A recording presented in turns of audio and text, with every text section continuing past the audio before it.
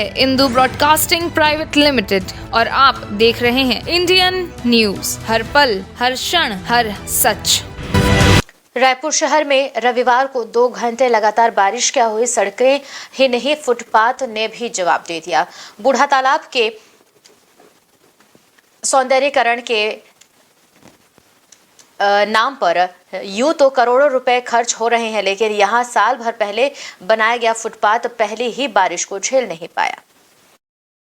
रायपुर शहर के प्राचीन बूढ़ा तालाब, जिसे अब विवेकानंद सरोवर के नाम से जाना जाता है, इसके सौंदर्यीकरण के लिए स्मार्ट सिटी के तहत करोड़ों रुपए खर्च करके इसे आकर्षक रूप दिया गया, लेकिन ये आकर्षण साल भर तक न टिक सका। पहले ही बारिश में बूढ़ा तालाब में बना पाथवे ढह गया और तालाब में ही समा गया। गनीमत रही कि जब ये पाथवे अपनी कमजोरी और भ्रष्टाचार का सबूत देते अपनी जगह से खिसक रही थी, तब वहां कोई नहीं था, नहीं तो कोई बड़ा हादसा हो सकता था।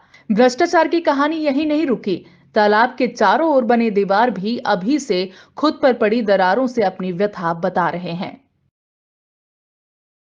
वहीं जब मामले की जानकारी भाजपा पार्षदों को हुई तो उन्होंने स्मार्ट सिटी के दफ्तर के बाहर धरना प्रदर्शन किया और अधिकारियों से जवाब मांगा।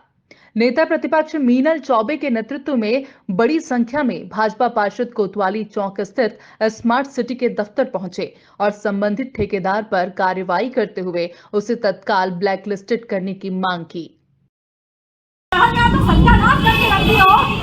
हमारी एक चीज मांग है आपकी, अभी उस ठेकेदार का नाम उजागर करो और उसको तुरंत ब्लैकलिस्टेड करो। और इस कार्य को कौन सा भी इंजीनियर देख रहा था, उसको भी यहाँ बुलाओ, उससे भी हम बात करेंगे वन टू वन क्यों क्या देखा।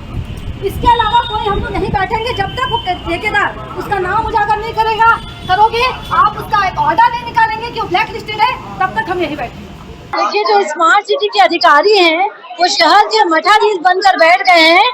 करोड़ों रुपए खर्च करने के बावजूद भी रायपुर को स्मार्ट करने के बजाय पूरी तरीके से बर्बाद कर दिए हैं। और हद तो तब हो जाती है जब लगभग 11 करोड़ रुपए की राशि से जो बूढ़ा तालाब में पाथवे बना है, वो मात्र 1 महीने के बाद हल्की सी बारिश में, पहली बारिश में पूरा धसक जाता है।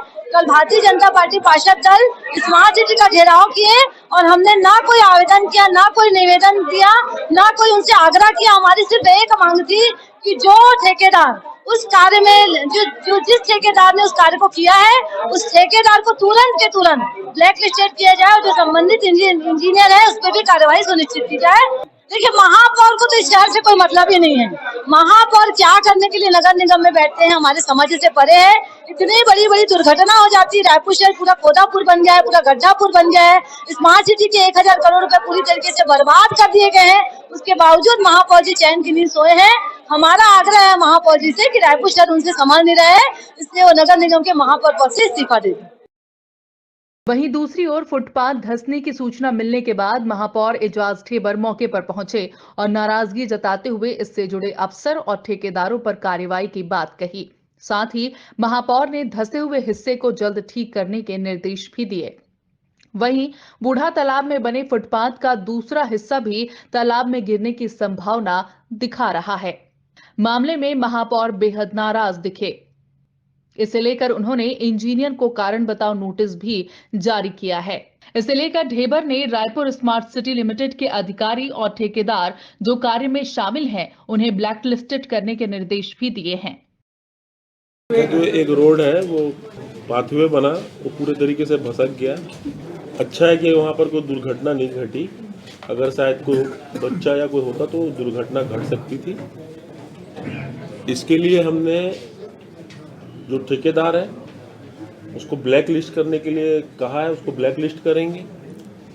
संबंधित जो अधिकारी है, जो भी वहाँ पर ये होगा, जो भी उसके ड्राइंग डिजाइन बनाया होगा, उसके ऊपर भी हमने कार्रवाई करने को कहा है कि उसको नोटिस दो और उससे कारण बताओ पूछो कि ई से, और जो सब इंजीनियर है उससे पूरी पूछताछ की जाएगी और यदि संतुष्ट जवाब नहीं मिला तो उनको निष्कासित भी किया जाए। मैंने पहले कहा कि अभी हमने उनसे जवाब तलब किया है, अब खामी तो मुझे लगता है कि जवाब तलब के बाद ही पता चलेगा। मगर मैं जब आप सुबह आज आधा घंटा वहाँ पर था तो मैंने देखा कि जमीन पूरी तरीके से पानी से पूरी धंस गई है। इसलिए तो मैंने ठेकेदार को भ्रष्टाचार उसमें लिखा है कि भाई उसको सीधा सीधा काली सूची में डालो और जो अधिकारी है उनके ऊपर कार्रवाई करो। पहले उनको कारण बताओ, नोटिस पूछो और उनके ऊपर कार्रवाई करो। इस तरह की लापरवाही और इससे जुड़े ठेकेदारों और कर्मचारियों पर कार्रवाई के निर्देश और इस पर होती राजनीति कोई नई बात नहीं है। साथ ही सवाल भी वही है कि आखिर कब तक जनता की गाढ़ी कमाई को इस तरह बर्बाद किया जाएगा। न्यू वीडियोस की अपडेट पाने के लिए सब्सक्राइब करें इंडियन न्यूज को और बेल आइकन को दबाएं।